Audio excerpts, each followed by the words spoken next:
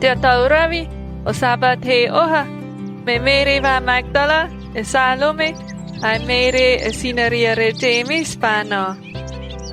Meuri panovon ma bonowa nomo, ai meha ma tabawaya ma abuhumata. Euri re havini bari suine Jisu. Te anubunubu no sande, aroa he takema, meuri papito wono te o kaskas.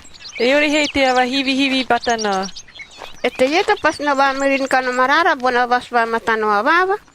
Euri he tarahiawa, meuri pa tarawen, awaswaya beira sana, na mirin kahi bona matana o awawa.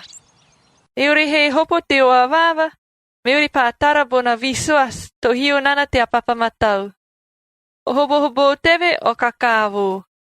Meuri pa karavi. E vehe a visuas vai na sue kiribari.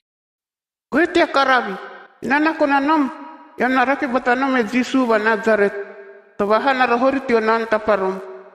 Yewe pasun wahau tia mate, whakate i hanen, taraham tio hum to wa bete rohori bariei, yam toro na, yam reno sue kie pita, bara omiha disciple.